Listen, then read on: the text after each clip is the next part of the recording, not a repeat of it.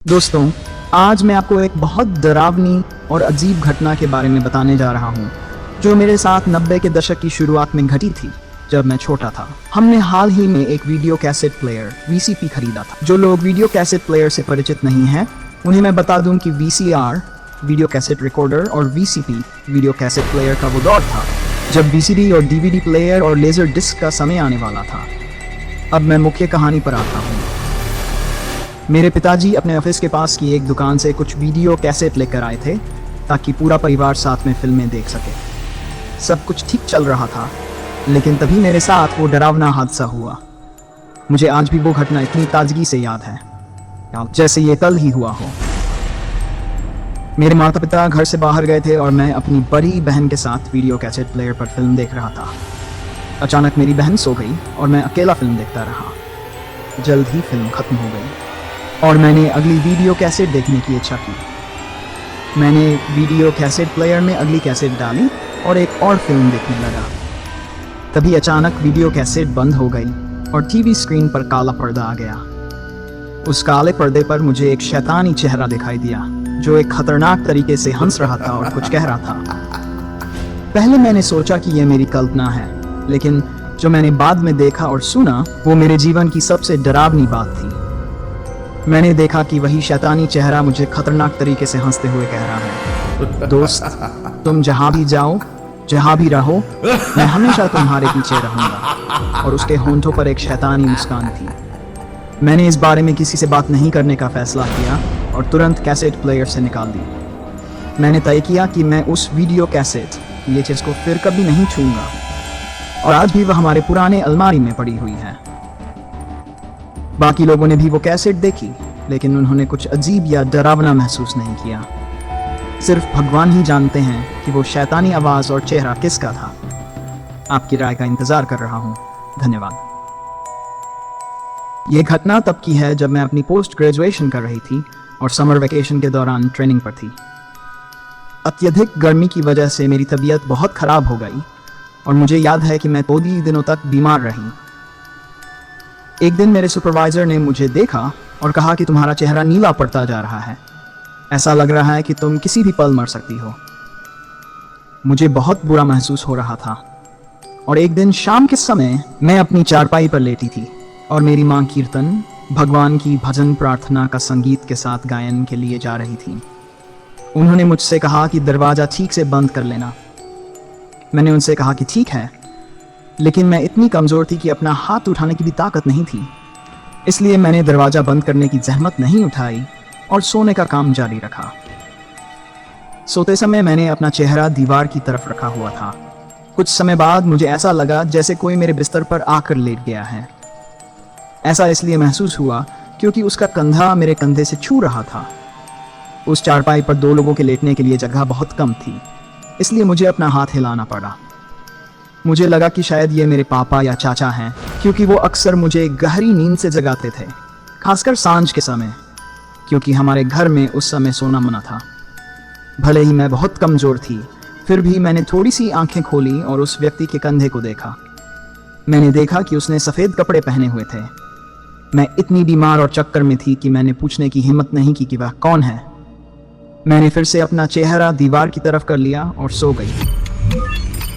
कुछ समय बाद मेरा शरीर आराम की स्थिति में आ गया और मेरे हाथ को थोड़ी राहत मिली, जो तब दब गया था जब वह व्यक्ति लेटा था। ऐसा लगा कि वह व्यक्ति उठ गया और मुझे जगह दे दी। कुछ समय बाद दरवाजे पर दस्तक हुई और मैंने पापा की आवाज़ सुनी कि दरवाज़ा खोलो।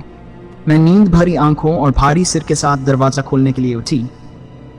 तभी मुझे याद आया कि मैंने दरवाज़ा तो बंद ही नहीं किया था। जब मैंने पापा के कपड़े देखे तो उन्होंने ग्रे रंग का कुर्ता पहना हुआ था। मैंने सोचा कि शायद ये मेरे चाचा थे जो ऑफिस से जल्दी आए होंगे और फिर कहीं और चले गए होंगे।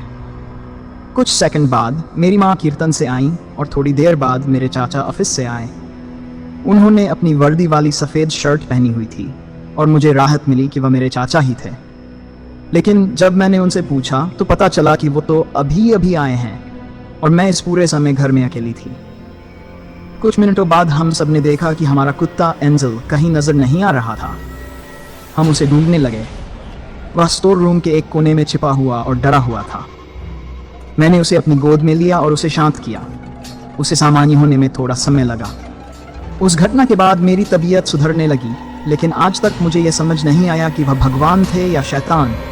मैंने अपनी इस घटना के बारे में अपने सहपाठियों को भी बताया। उन्होंने कहा कि यह सब मेरे दवाइयों के कारण हुआ भ्रम, हेलुसिनेशन था और कुछ नहीं।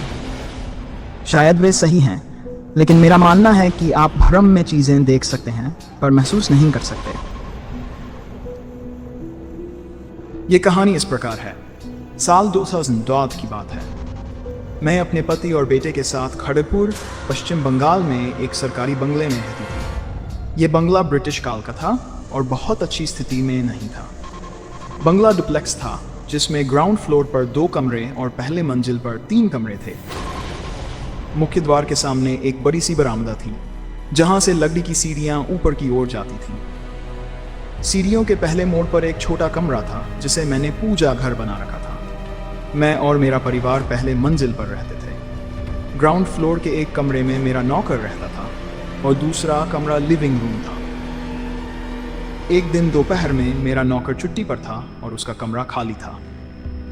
मेरे पति लंच के बाद काम पर वापस चले गए थे और मेरा बेटा, जो उस समय 2 साल का था, सो रहा था। मैं नीचे जाकर मुख्य दरवाजा अंदर से बंद कर वापस अपने कमरे में सोने चली गई। अचानक मुझे सीढ़ियों पर किसी के चलने की आवाज़ आई। चूंकि सीढ़ियां लकड़ी की थीं, आवाज़ साफ सुनाई दे रही थी। मैंने कदमों की आवाज़ सुनी, जैसे कोई धीरे धीरे सीढ़ियां चढ़ रहा हो। मैं डर से उठ खड़ी हुई, लेकिन नीचे झांकने की हिम्मत नहीं हुई। तभी कदमों की आवाज़ अचानक रुक गई। कुछ देर बाद मैंने हिम्मत जुटाई और नीचे देखा, लेकिन वहां कोई नहीं था।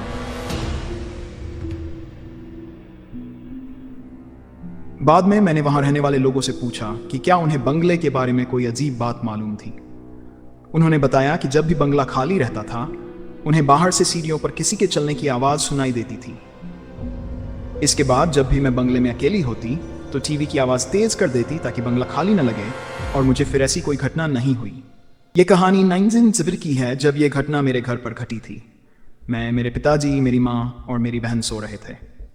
उस समय हमारे पास एक पालतू कुत्ता भी था। रात करीब 12:45 बजे कुछ अजीब होने लगा। हमारा कुत्ता अचानक गहरी नींद से जाग गया और जोर जोर से भौंकने लगा, जिससे हम सबकी नींद उड़ गई। वह गुस्से में फर्श पर लौटने लगा और घर की दीवार पर टंगी गणपति की तस्वीर की तरफ भौंकने लगा। मेरे पिताजी ने माँ से कहा कि वह तस्वीर हटा दें, लेकिन माँ ने उन्हें ऐसा करने से रोक दिया। माँ ने कहा कि घर में कुछ बुरी ताकत आ गई है, लेकिन हमारा कुत्ता और गणपति की तस्वीर ने उस बुरी ताकत को हमसे दूर कर दिया है। हालांकि 5 दिन बाद मेरे पिताजी बहुत बीमार पड़ गए और उन्हें अस्पताल में भर्ती कराना पड़ा। डॉक्टरों ने कहा कि उनके बचने की संभावना बहुत कम है। वह समय हमारे जीवन का सबसे बुरा समय था। हम अपने घर में बहुत डरे हुए महसूस करते थे। मैं सिर्फ जरूरी सामान खरीदने के लिए घर से बाहर निकलता था। जब भी मैं रात में पानी पीने के लिए उठता और गणपति की तस्वीर की तरफ देखता, मुझे बहुत डर लगता।